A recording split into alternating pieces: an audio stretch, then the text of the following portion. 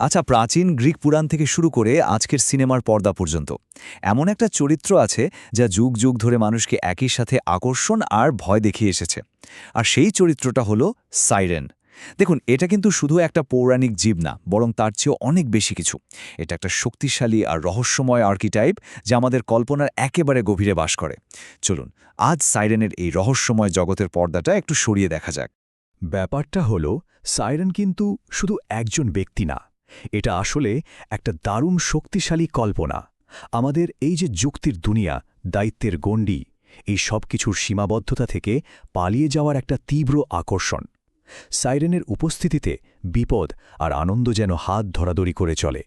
এটা ঠিক এমন একটা মরীচিকা যা দেখে মানুষ জেনে শুনেই নিজের নিয়ন্ত্রণ হারাতে চায়। কিন্তু আসল প্রশ্নটা হলো, হাজার হাজার বছর পরেও এই পৌরাণিক চরিত্রটা কিভাবে আমাদের মনে এতখানি প্রভাব ফেলে? কি আছে এর মধ্যে? তো এই আলোচনায় আমরা ঠিক এটাই করতে যাচ্ছি। আমরা এই আকর্ষণীয় চরিত্রের প্রত্যেকটা স্তর খুলে দেখব আর বোঝার চেষ্টা করব যে এর রহস্যের উৎসটা আসলে কোথায়। তো চলুন একদম মূল আকর্ষণটা দিয়ে শুরু করা যাক। সাইরেন কিভাবে মানুষকে তার মায়া জালে জড়িয়ে ফেলে?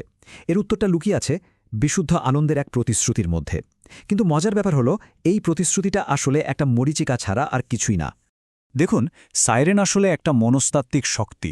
ব্যাপারটা অনেকটা একটা আয়নার মতো, যার উপর মানুষ নিজের সবচেয়ে গোপন ইচ্ছা আর আকাঙ্ক্ষাগুলো দেখতে পায়। সাইরেন তার শিকারকে এমন এক দুনিয়ার স্বপ্ন দেখায় যেখানে কোনো নিয়ম নেই, কোনো বাধা নেই, আছে শুধু সীমাহীন আনন্দ। আর সবচেয়ে অবাক করা বিষয় হল, মানুষ কিন্তু জেনে শুনেই এই কল্পনার ফাঁদে পা দেয়। ইতিহাসে কিন্তু এমন অনেকেই এসেছেন যারা এই সাইরেন আর্কিটাইপকে একেবারে জীবন্ত করে তুলেছেন।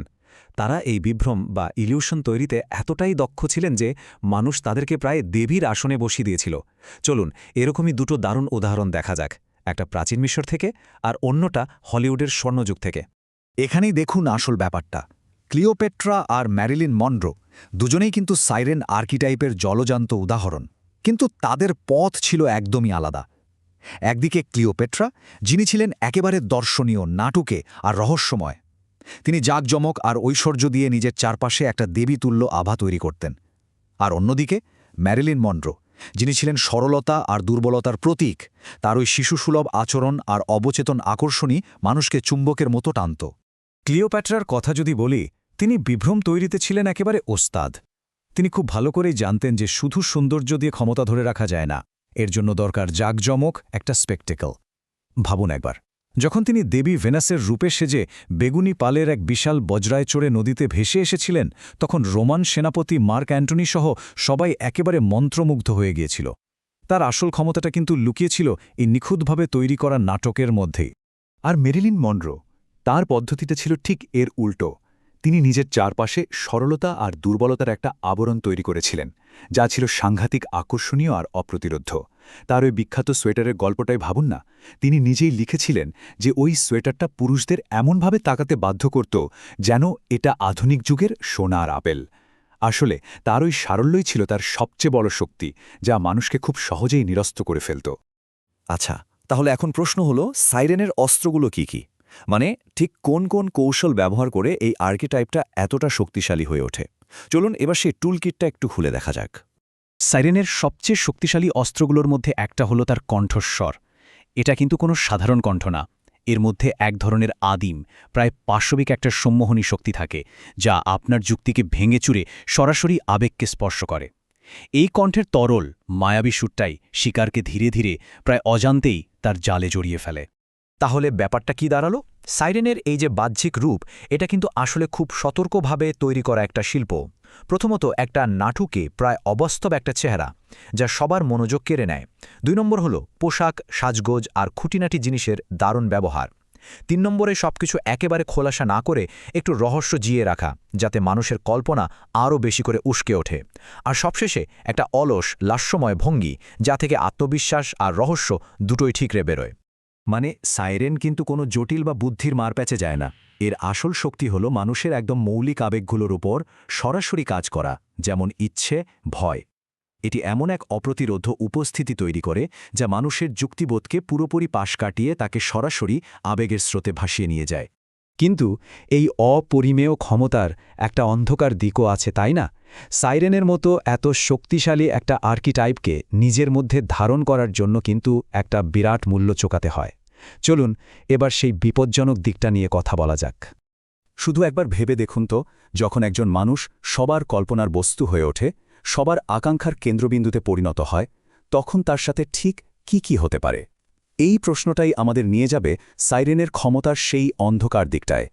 এই সাইরেন আর্কিটাইপকে ধারণ করার ঝুঁকিগুলো কিন্তু বেশ মারাত্মক। প্রথমত, এটা এমন সব মনোযোগ আকর্ষণ করে যা মোটেই কাঙ্ক্ষিত নয়, বরং বিরক্তিকর।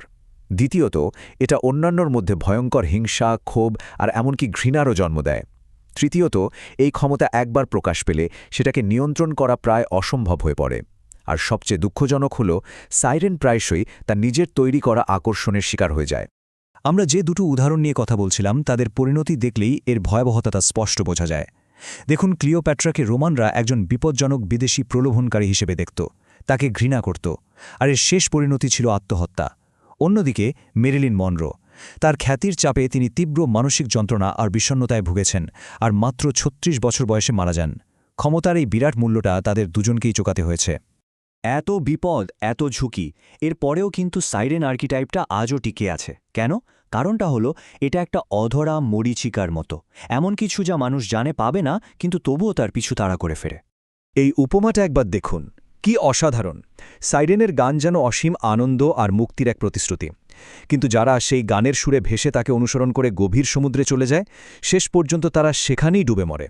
এটা একই সাথে সাইরেনের তীব্র আকর্ষণ আর তার ভেতরে লুকিয়ে থাকা ভয়ঙ্কর বিপদের একটা নিখুঁত ছুনি। তাহলে সবশেষে আমরা কি বলতে পারি? সাইরেন আসলে আমাদের এই সাধারণ জীবন, নিয়মকানুন, দায়িত্ব, এ সব কিছু থেকে পালিয়ে যাওয়ার যে গভীর ইচ্ছা, তারই একটা প্রতীক। এটা হলো নিষিদ্ধ আর অজানার প্রতি মানুষের সেই চিরন্তন আকর্ষণের প্রতিচ্ছবি। আর ঠিক এই কারণেই প্রাচীন গ্রিস থেকে আজকের এই ডিজিটাল দুনিয়া পর্যন্ত সাইরেন তার ক্ষমতা একটুও হারায়নি। তবে শেষ করার আগে একটা প্রশ্ন রেখে যেতে চাই।